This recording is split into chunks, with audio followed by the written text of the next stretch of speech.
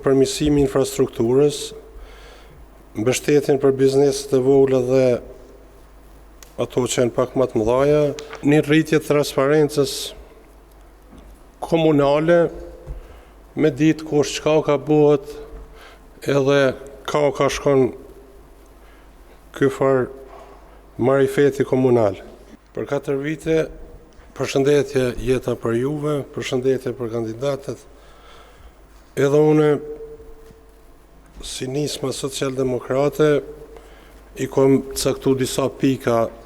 disa prioritete që duhet merrem. Një ndër to është përmirësimi i infrastrukturës, mbështetjen për bizneset e vogla dhe ato që janë pak më të mëdha, prioritet do të jetë turizmi, bujqësia do të merrem pak a shumë me bujqësi, ata që merren me to do t'i përkrahim, ngritjen e kapaciteteve njerëzore, sportin do t'i kushtojmë rëndësi, sepse sporti tash veç o lën shumë masdore, arti dhe kultura e cila nuk dihet në pej,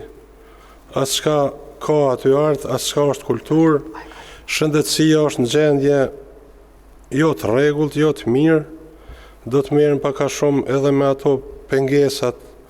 ku janë aty, do të merrem edhe me to,